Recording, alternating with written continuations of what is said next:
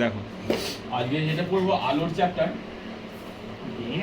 আলোর চ্যাপ্টার দেখো, যেগুলো আমি প্রথমে যেটা শুরু করছি টপিকটা নামই লিখেছি তড়িৎ চুম্বকীয় বর্ণালী।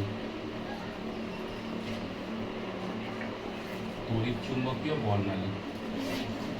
প্রথমত আলো কি না, আলো হচ্ছে একটা তড়িৎ চুম্বকীয় তরঙ্গ। ঠিক আছে, আলো কি একটা মনে রাখবে, তড়িৎ চুম্বকীয় তরঙ্গ। এই তড়িৎ চুম্বকীয় তরঙ্গ মানে দেখো, তড়িৎ চুম্বক ভাঙলে কি আছে বলো তো, তড়িৎ আসে আর কি আসে, চুম্বক আসে। তড়িৎ আসে আর চুম্বক আসে, তার মানে আলো একটা তড়িৎ চুম্বকীয় তরঙ্গ, যেটি তড়িৎ আর চুম্বক এই দুটি তরঙ্গের সংমিশ্রণের ফলে তৈরি হয়েছে। এবং এই তড়িৎ আর চুম্বক পরস্পরের সঙ্গে কিরকম মিউচুয়ালি পারপেন্ডিকুলার, মানে পরস্পরের সঙ্গে সমকোণে থাকে। এটা একটু জানার জন্য ব্যাস, বাদ বাকি দরকার নেই। এবার তড়িৎ চুম্বকীয় বর্ণালী, এই যে আমাকে তোমরা দেখতে পাচ্ছ বা আমি তোমাদের দেখতে পাচ্ছি, বা বাসের চারপাশের গাছপালা ঘরে বাড়ি যা দেখতে পাচ্ছ, তার জন্য কি দরকার, আলো দরকার, তাই তো? আর দেখার জন্য চোখ দরকার। তো এই যে আলোটা, এই যে আলোর কথা হচ্ছে, আলোর কতগুলো ধর্ম আছে। কিরকম ধর্ম? তার তরঙ্গ দৈর্ঘ্য আছে, তার কম্পাঙ্ক আছে, তার বিস্তার আছে, তার বেগ আছে। তো প্রত্যেকটা রাশির ইন্ডিভিজুয়াল মানে আছে কিছু কিছু। আমরা প্রথমে যেটা দেখছি,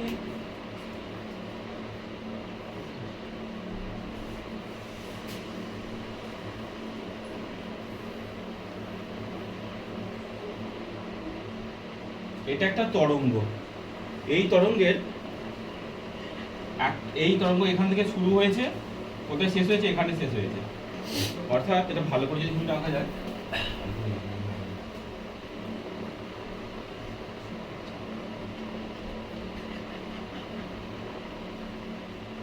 ঠিক আছে, এইভাবে যাচ্ছে তরঙ্গটা। তো এখন এই যে লাইনটা দেখতে পাচ্ছ, এই লাইনের দুদিকে একটা ওপরের দিকে পার্ট আছে, একটা নিচের দিকে পার্ট আছে। তো এইখান থেকে যত দূর পর্যন্ত এটি বিস্তৃত, এই যে হাইট এই দুটো হাইট সেমই হয়, আমার আঁকার জন্য তাই এই হাইটটা একই হয়। এই হাইটে কি বলে, বিস্তার বলে, বিস্তার বলে। এবার এই যে তরঙ্গের দুটো তরঙ্গ, তাহলে এর একটা চূড়া আছে, এর একটা চূড়া আছে, এই চূড়ার মধ্যবর্তী দূরত্ব থেকে তরঙ্গ দৈর্ঘ্য বলে।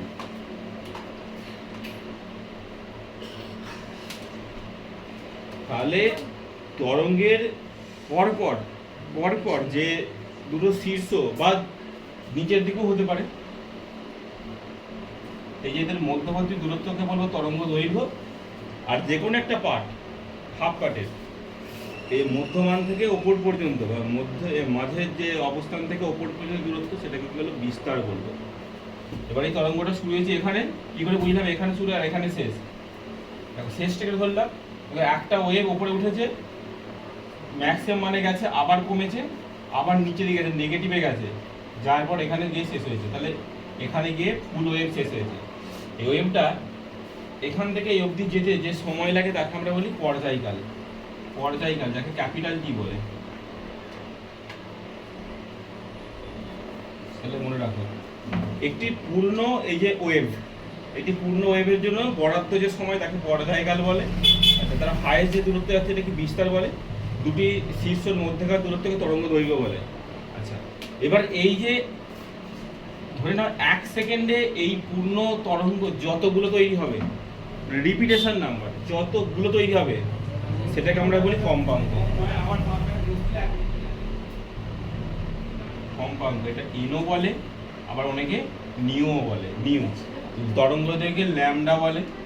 আচ্ছা, বিস্তারকে এ দ্বারা ডিনোট করে, এরকম ডিনোট। তাহলে কম্পাঙ্ক হচ্ছে প্রতি সেকেন্ডে যতগুলো পূর্ণ তরঙ্গ সৃষ্টি থেকে কম্পাঙ্ক বলে। আর পর্যায়কালটা কি, একটা পূর্ণ তরঙ্গ হতে যে সময় লাগে, দুটো আপার পার্টের মধ্যবর্তী দূরত্বকে তরঙ্গ দৈর্ঘ্য বলে। আর ম্যাক্সিমাম যে ডিস্টেন্স তাকে কি বলবো, বিস্তার বলবো। এটা বোঝা গেছে? এবার এদের মধ্যে একটা সম্পর্ক আছে, কি সম্পর্কটা, ভি সমান এন ইন্টু ল্যামডা। ভিটা কি, ভিটা বলা হয় না, ভিটা হচ্ছে বেগ। তো বেগ মানে আমরা কি জানি, দেখো বেগ বলতে নর্মাল কি বোঝায়, বেগ বলতে দূরত্ব, মানে অ্যাকচুয়ালি সরণ বাই সময়, আমি বোঝানোর জন্য দূরত্ব বাই সময় লিখছি। তো একটা নির্দিষ্ট সময়ে কোন একটা জিনিস কত দূর গেছে, এখানে কোন একটা জিনিস বলতে কি তরঙ্গটা, কিন্তু তরঙ্গটা ধরে নাও 1 সেকেন্ডে যত দূরত্ব দেয়, বা ধরে নাও কোন একটা সময়ে যতটা দূর যাচ্ছে সেটাই কি তার বেগ। আচ্ছা, এখানে কত দূরত্বে যাচ্ছে অ্যাকচুয়ালি কি দিয়ে মাপবো? তরঙ্গ দৈর্ঘ্য দিয়ে মাপবো, কারণ তরঙ্গ দৈর্ঘ্য এই বরাবর, তো ওয়েভটা যাচ্ছে কোন দিকে? এই বরাবর করে এই দিকেই যাচ্ছে, তো এক্স অক্ষ বরাবর যাচ্ছে, তো তাহলে এই দিক বরাবর তরঙ্গ দৈর্ঘ্যটা মাপছি। তো ভি সমান কি এন ল্যামডা হয়, ভিটা হচ্ছে বেগ, এনটা কি কম্পাঙ্ক, আর ল্যামডাটা কি তরঙ্গ দৈর্ঘ্য। এটা তরঙ্গ দৈর্ঘ্য, এনটা হচ্ছে কম্পাঙ্ক, আর ভিটা কি বেগ। তাহলে এই সূত্রটা সবাই মনে রাখবে, পরীক্ষার থেকে অনেক প্রশ্ন দেয়। ভি সমান এন ল্যামডা, ভিটা বেগ, এনটা হচ্ছে কম্পাঙ্ক, ল্যামডা তরঙ্গ দৈর্ঘ্য। এবার এই কম্পাঙ্কের সঙ্গে পর্যায়কালের একটা সম্পর্ক আছে। দেখো কম্পাঙ্কটা বলা হয়েছিল সেকেন্ডে বা সময়ে, এই একটা পূর্ণ তরঙ্গের জন্য যে সময়টা তাকে আমরা কি বলি? ক্যাপিটাল টি পর্যায়কাল বলি, তো টাইম পিরিয়ড বলি। কি বললাম? এখান থেকে এই পর্যন্ত পুরো যে সময়টা তাকে পর্যায়কাল বলি। তো ক্যাপিটাল টি সমান 1/n, মানে পর্যায়কাল কম্পাঙ্কের সাথে কি হবে থাকে? ব্যস্ততার উপরে থাকে, তাই তো? টি সমান 1/n, এটা মনে রাখবে, টি সমান 1/n পর্যায়কাল কম্পাঙ্কের অনন্যক রাশি একটা। ঠিক আছে, বোঝা গেল? এটা মোটামুটি বোঝা গেল। এবার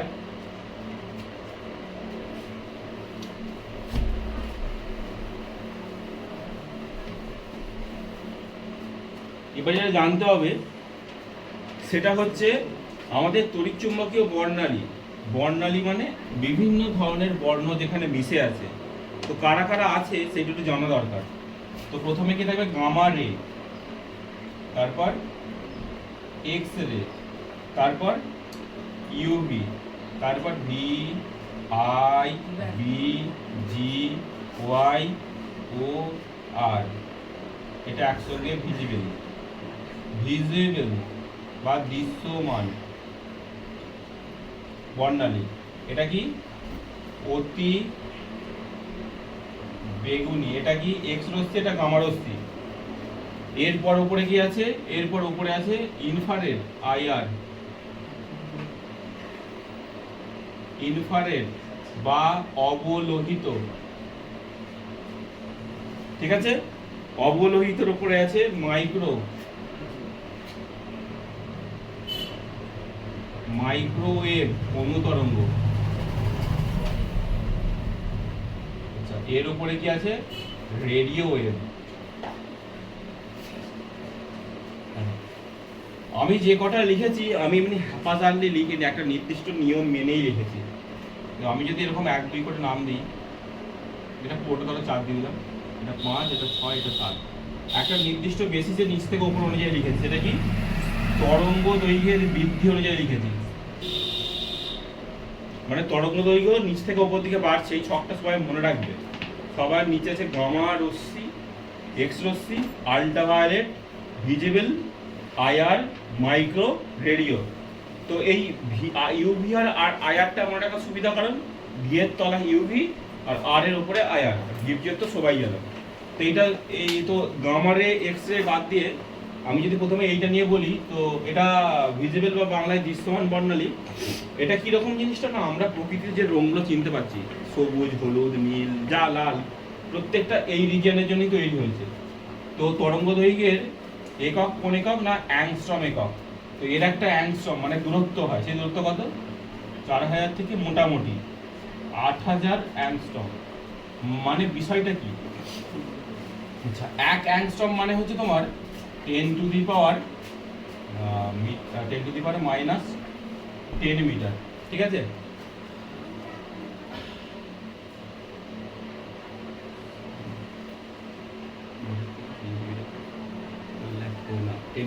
-8 মিটার।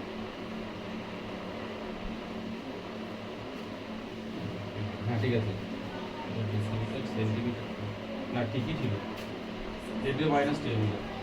এখন কথাটা হচ্ছে, যাই হোক, তারপরে এরকম যদি ওয়েভ হয়, এইখান থেকে এই অবধি দূরত্বটা কত? এই 4000 অ্যাংস্ট্রম হওয়া উচিত বা 8000 অ্যাংস্ট্রম হওয়া উচিত। এই পাল্লায় যারা থাকবে তাদেরকে আমরা চিনতে পারবো, দেখতে পাবো। বাদ বাকির কোনোটা আমরা দেখতে পাই না, আমরা এইটাই দেখতে পাবো। তাহলে কি হলো? আমরা লাল, হলুদ, বেগুনি যা দেখছি সব এই দূরত্ব তাদের মধ্যে যে তরঙ্গ শীর্ষের মধ্যে দূরত্ব হচ্ছে 4000 অ্যাংস্ট্রোম থেকে 8000 অ্যাংস্ট্রোম, মানে এই দূরত্ব হওয়া উচিত। মিটারে গেলে এইরকম হয়। আচ্ছা, এবার হচ্ছে এই মনে রাখতে হবে নিচে কি আছে উপরে কি আছে, এটা মনে রাখতে হবে। তো সবার নিচে কি আছে গামারে, তার উপরে এক্সরে, এগুলো দেখতে পাচ্ছ। আচ্ছা, এর মধ্যে যেগুলো কাজের আছে, কাজের মধ্যে আমাদের চোখের ক্ষেত্রে সব থেকে সুবেদী আলো কোনটা, বর্ণবলটা ব্লু। চোখে সবচেয়ে স্যুট করে ব্লুটা, এই নীল রংটা, ঠিক আছে। আচ্ছা, ইউভিটার কাজ কি তোমরা জানো? ইউভির কাজ কি? ইউভির কিছু ভালো কাজও আছে, কিছু খারাপ কাজও আছে। ইউভির ভালো কাজ কি না, জীবাণু নষ্ট করে দেওয়া। তোমরা দেখবে যে এখন যে ওই জলের অ্যাকোয়াগার্ডগুলো যে বেরোচ্ছে থাকে না, ইউভি প্রোটেক্টেড বা ইউভি বেশি, ভাষাগুলো লেখা থাকে। তো আল্ট্রা ভায়োলেট থাকে কি, এরা কি করে জীবাণুকে, একটা জীবাণু কিলিং পাওয়ার থাকে এদের, ঠিক আছে, জলকে পরিশুদ্ধ করা যেটা, এরা সেটা করতে পারে। আর এর খারাপ ব্যবহারটা কি, ত্বকে পড়লে ত্বকে ক্যান্সার হতে পারে, এটা তোমরা জানো। তারপরে ত্বকে যে ডিএনএ, সেই ডিএনএ নষ্ট করে দিতে পারে, জিনের ক্রিয়ায় নষ্ট করো।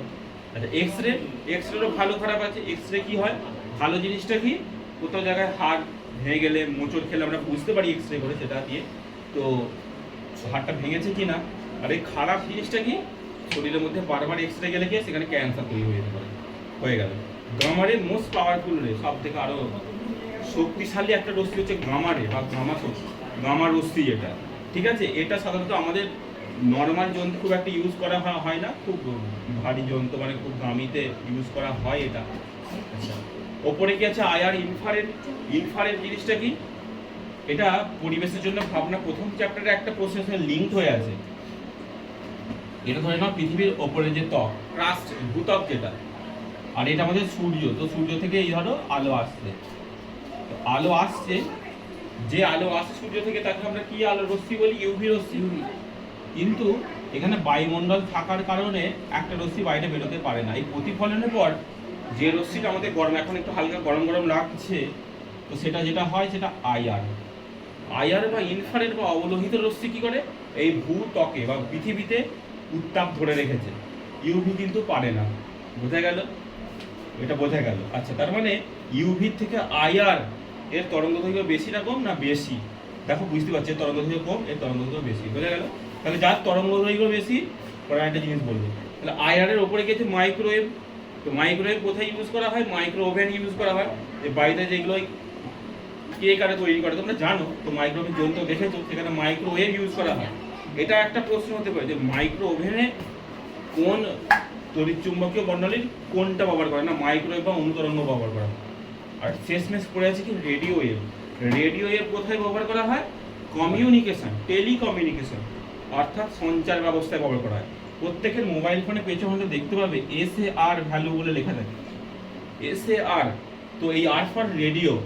তো আমাদের রেডিও বলতে রেডিও দেখা অ্যান্টেনা, যে পুরোদিনা দেখেছো, একটা ছোট বাক্সর মধ্যে কিছু একটা আছে, যন্ত্র ঘোরালে কিছু একটা কোথায় একটা সরাসরি সম্প্রচার হচ্ছে, বা কিছু জায়গায় লোডেড কিছু আছে, গান টান বাজতো, তো ওটা ওই যে রেডিও সঞ্চার। তারপরে এখনকার দিনে এই যে তুমি মোবাইল ফোনটা ইউজ করছো, তো মোবাইল ফোনে ইউজে করছো, টাওয়ারটা কোথায় জায়গায় তো কানেক্টেড আছে, সেটা আবার দেখবেন সেটা যে ওই যে তোমরা পড়েছো না, এরপর আমরা পড়েছো যে আমাদের টেলিকমিউনিকেশনটা কোথায় হয়, বেতার তরঙ্গ কোথায় হয়, কোথায় প্রতিফলিত হয়, না আয়নোস্ফিয়ার থেকে প্রতিফলিত হয়, পড়েছো তো। এছাড়াও তোমরা পড়েছো যে এক্সোস্ফিয়ারে কি থাকে, কৃত্রিম উপগ্রহ স্যাটেলাইট আছে, সেখান থেকে যে কানেকশন হচ্ছে তার মাধ্যমে হচ্ছে রেডিও ওয়েভের মাধ্যমে হচ্ছে, রেডিও তরঙ্গের মাধ্যমে হচ্ছে। তাহলে অনেকগুলো পরে এর মধ্যে আমরা জেনে গেলাম। আচ্ছা, আর কি যেটা বলতে গেছিলাম তখন হচ্ছে, তো আমরা যেমন ল্যামডা তরঙ্গ দৈর্ঘ্যের নিচ থেকে উপর দিকে বাড়ছে এটা লিখেছি, ঠিক ল্যামডার অপোজিট কমে যাওয়ার ব্যাপারটা কারণ যদি হয় তরঙ্গ তোমার কম্পাঙ্ক, ঠিক তরঙ্গ দৈর্ঘ্যের বিপরীতটা কম্পাঙ্ক, সেটা এইভাবে লিখো নিউ বা এন, এভাবে লেখে। তাহলে মনে রাখতে হবে, তাহলে তরঙ্গ দৈর্ঘ্য নিচে থেকে উপর দিকে বাড়ছে এই ছক অনুযায়ী যেভাবে লিখেছি আমি, আর কম্পাঙ্ক উপর থেকে নিচে, এটা তরঙ্গ দৈর্ঘ্য বাড়ছে এই দিক থেকে এই দিকে, আর কম্পাঙ্ক বাড়ছে কোন দিকে, ওপর থেকে নিচের দিকে বাড়ছে। তাহলে কার কম্পাঙ্ক বেশি? এর কম্পাঙ্ক বেশি। কার তরঙ্গ দৈর্ঘ্য কম? এর তরঙ্গ দৈর্ঘ্য কম। যার কম্পাঙ্ক বেশি তার শক্তিও বেশি, যার কম্পাঙ্ক বেশি তার শক্তিও বেশি। বোঝা গেল কেন বেশি? আগে যে ছবিটা এঁকেছিলাম, তাহলে কম্পাঙ্ক মানে কি বলেছিলাম, না একটা সেকেন্ডে সেটা কতবার রিপিট, মানে সেই জায়গাতে কতবার যাচ্ছে, পুনরাবৃত্তির সংখ্যা, তাহলে যে বেশি পুনরাবৃত্তি ঘটাতে পারবে, মানে স্ট্রাইকিং পয়েন্ট খুব বেশি হাই, তাহলে এ তোমার ত্বক বা চামড়ার মধ্যে দিয়ে খুব সহজেই চলে যেতে পারবে। এটা আমরা পদার্থবিজ্ঞানের একটা চ্যাপ্টার ছিল যেখানে আলফা বিটা গামা রশ্মি অর্থাৎ নিউক্লিয়ার যে চ্যাপ্টার, পারমাণবিক যে চ্যাপ্টার, সেখানে আমরা পড়েছিলাম যে গামা রশ্মি সব থেকে ক্ষমতাবান রশ্মি, তাই তো আলফা বিটা গামা ছিল। এটা আসলে কোনো কণা নয়, এটা কি এক প্রকার তড়িৎচুম্বকীয় তরঙ্গ যার ক্ষমতা খুব বেশি, অর্থাৎ এর ভেদন ক্ষমতা খুব বেশি। তাহলে ভেদন ক্ষমতা বেশি হচ্ছে কি, সে এনার্জি আছে বলেই বেশি। তাহলে এর কি বেশি না কম্পাঙ্ক বেশি, যার কম্পাঙ্ক বেশি তার শক্তি বেশি। এই ছকটা যে মনে রাখো, অনেক উত্তর দিতে পারবে, অনেক উত্তর দেওয়া যাবে এর থেকে। ঠিক আছে, তো আজকে এটুকুই থাক।